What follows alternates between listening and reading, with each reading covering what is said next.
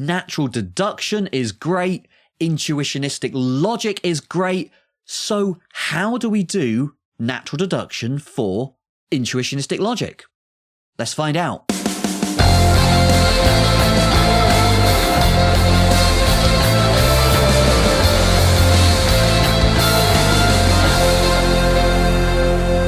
Hello everyone, welcome back to the attic. We've been talking about intuitionistic logic. How do we go about doing proofs for intuitionistic logic? How do we go about doing proofs in natural deduction? I got a bit of a treat for you.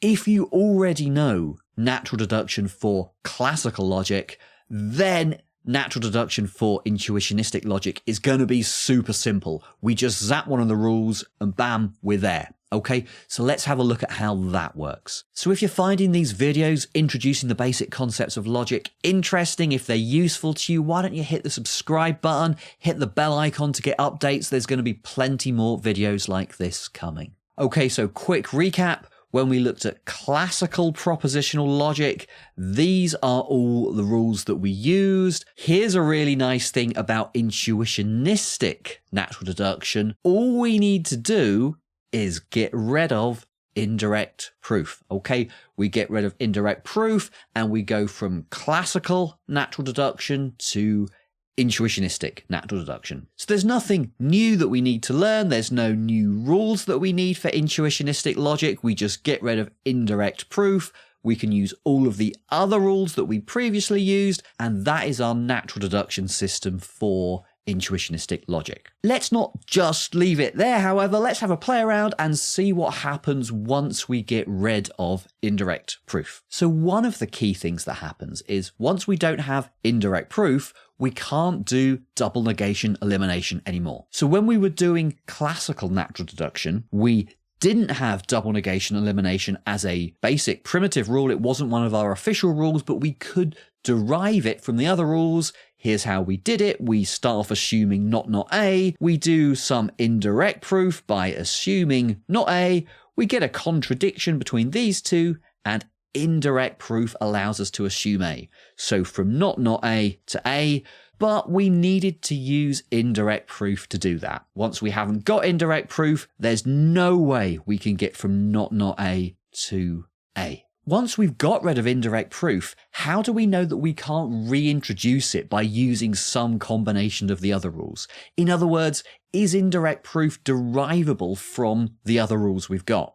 Well, when we looked at classical logic, we saw that there is some way in which indirect proof is derivable. Okay, so what we're going to have to do is say, if we can reason from not A to falsum, can we get A? Well, yeah, there is a way of doing that in classical natural deduction, like this. Assuming we can reason from not A to falsum, that gives us not A by using negation introduction, and then from double negation elimination, we can go from not A to A. So from here to here, and that's indirect proof. However, to do that, we needed to use double negation elimination along the way. So we can get indirect proof if we've got double negation elimination, and we can get double negation elimination if we've got indirect proof, but without one, we can't get the other. So zapping indirect proof from our natural deduction system, that guarantees that we can't reintroduce classical stuff that we don't want. Okay, that guarantees we stick with intuitionistic logic. So I said in the previous video that one of the big characteristic features of classical logic is its agreement with the law of excluded middle.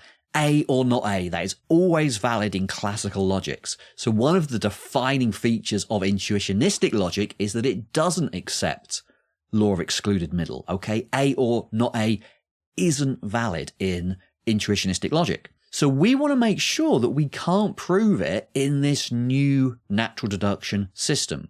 So let's have a look at how we did prove it in classical logic and see why it's not going to work now. This was a really tricky proof to do, okay? To prove A or not A in classical natural deduction, it's really not simple. We can't prove A and then prove A or not A, because A could be any old sentence, and you can't prove any old sentence.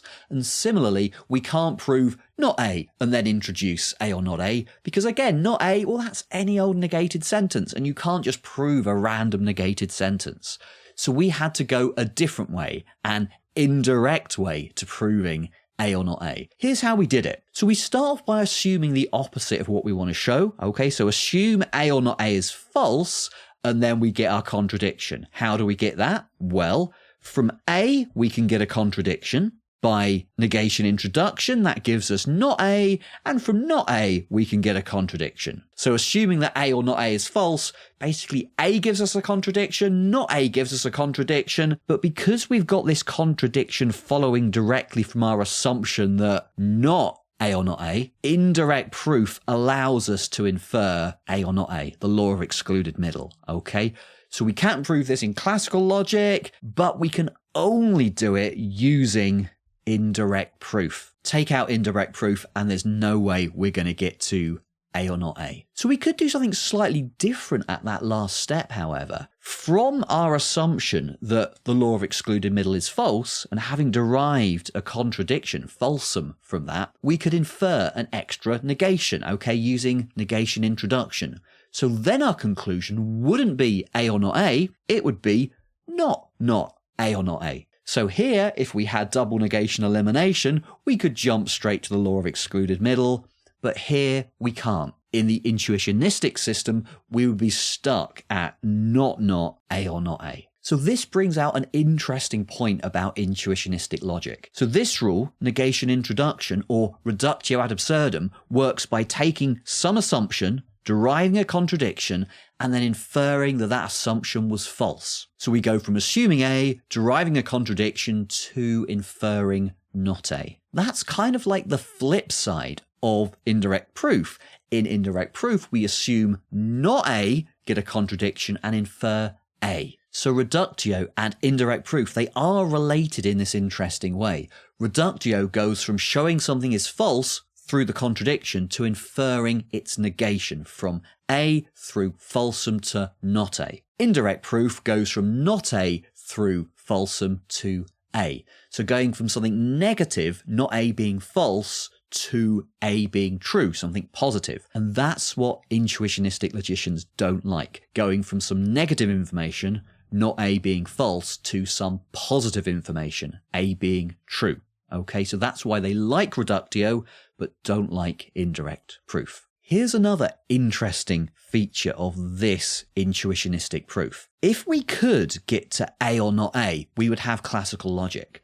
But we can't. We can get to not A or not A. What this hints is that for each classically valid sentence, like the law of excluded middle, it might not itself be valid in intuitionistic logic, but its double negation will be, okay? So whenever we can get to a sentence in classical logic, maybe using indirect proof, we can do all the same stuff in intuitionistic natural deduction, but whenever we would have to use indirect proof in classical logic, we would have to use reductio in intuitionistic logic.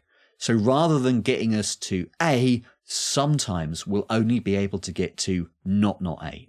So for every classically valid sentence, A, it may or it may not be true in intuitionistic logic, but not A will be true. So for every classical theorem A, not A will be a theorem of intuitionistic logic. But of course, there are some theorems of classical logic that are themselves still theorems of intuitionistic logic. Let's have a think about some of those. So in classical logic, we know that every sentence is true or false, but not both. So this might be expressed as the law of non-contradiction. It can't be the case that both A and not A. A can't be both true and false. So we know that intuitionistic logic gives up on every sentence has to be true or false, A or not A. What about the law of non-contradiction? Is that intuitionistically valid?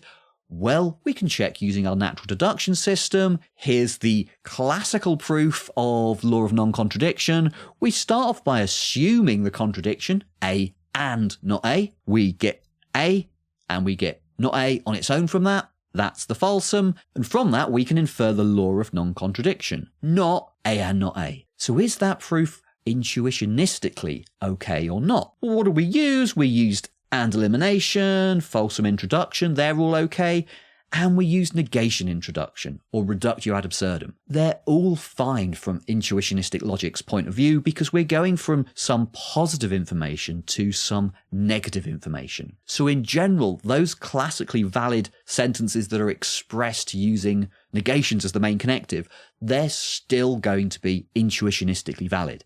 It's just the positive ones, like the law of excluded middle, A or not A, that might not be intuitionistically valid. Now, because intuitionistic logic doesn't tolerate contradictions, that is, contradictions just can't be true, we still get the explosion principle in intuitionistic logic. That is, a contradiction entails any old conclusion you like. From A and not A as premises, I can infer any sentence, B, as a conclusion. So we're going to need to capture that in our natural deduction system. In classical logic, we did that using the explosion rule. From the falsum, I can infer any old sentence. That's our rule X, and we need to have that in intuitionistic logic. In classical logic, we didn't need explosion as one of our basic rules, right? Because we can capture that inference from falsum to A using indirect proof. Just assume not A, then if we've already got falsum, we can stick it there and infer A using indirect proof.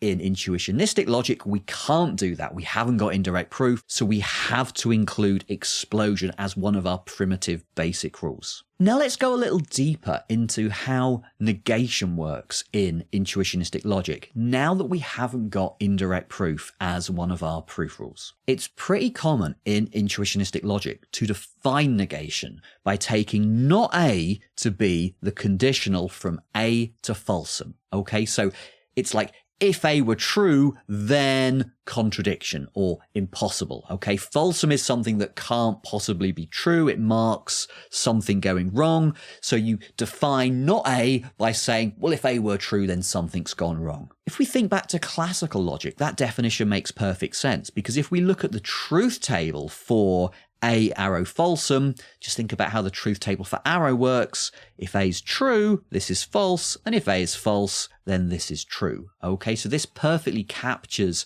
not A in a truth table, in a classical truth table.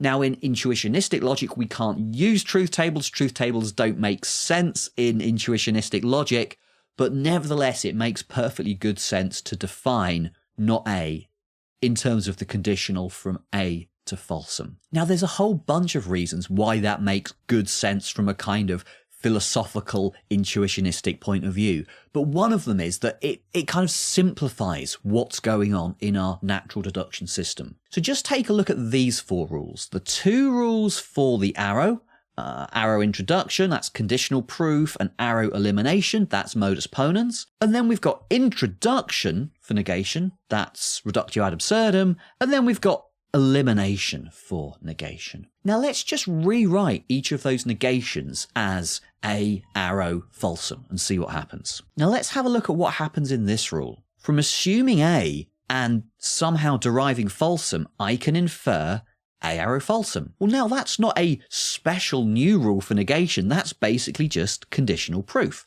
Assuming something, deriving something else, I can form the conditional of those two things. And similarly, have a look at this rule, negation elimination, from not A, now written as A arrow falsum, and A, I can infer falsum. Well, that's just modus ponens, right? Arrow elimination. So again, it's not a new special rule for negation. It's one of the standard rules that we've already got. So this is one of the reasons why intuitionistic logicians really like defining not A as A arrow falsum.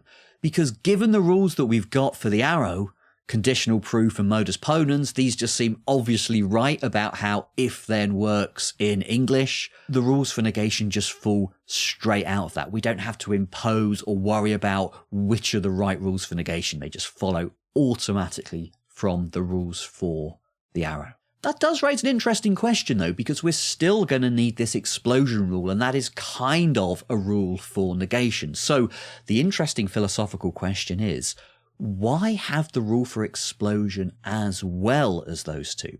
Now, we've seen that if we don't have the rule for explosion, if we drop that, then we have a different logic, a weaker logic. We can't then infer any conclusion from a contradiction. The inference from A, not A, to B wouldn't go through unless we have written in by hand, the exclusion rule. So there's an interesting philosophical point. If we did drop that rule, we would have a different logic, a paraconsistent intuitionistic logic. So that's a really interesting thought, and some philosophers do think that's the right way to go. It gets kind of complicated, so we're not going to take that any further right now. The proof system that we've been talking about, intuitionistic natural deduction, has this really interesting property, the disjunction property. What it means is that if we can prove a disjunction, then either we can prove one disjunct or we can prove the other disjunct. So there's no way of proving a disjunction unless you can first prove either the first one or prove the second one. Now that's obviously not true in classical logic, precisely because in classical logic we've got the law of excluded middle, right? A or not A. We can prove that, but we can't prove any old random sentence A, and we can't prove its negation. Any old random sentence is negation, not A. So in the case of classical logic, there's clearly sentences that we can prove, they're a disjunction, but we can't prove either side. Intuitionistic logic just doesn't allow that. And it's this idea of constructive proof. In order to be able to prove something, like a disjunction, we have to be able to say which. So it's this idea of constructive proof. In order to prove a disjunction, we have to construct a proof of one disjunct or the other disjunct. We have to be able to say which one it is that we're committing to when we assert that disjunction. So this is an interesting logical property. And when you think about how we proved the law of excluded middle classically, you can kind of see how this goes wrong in classical logic, and also how there's no way we're going to get around this in intuitionistic logic. Okay, the reason that we couldn't prove the law of excluded middle in intuitionistic logic is because there's no way to prove A, there's no way to prove not A, and there's no other way to prove A or not A. So given that, you might think that disjunction in intuitionistic logic is rather a different beast than it is in classical logic. Now, in some sense, that's true because there are theorems involving disjunction as the main connective, which are classically valid but aren't intuitionistically valid.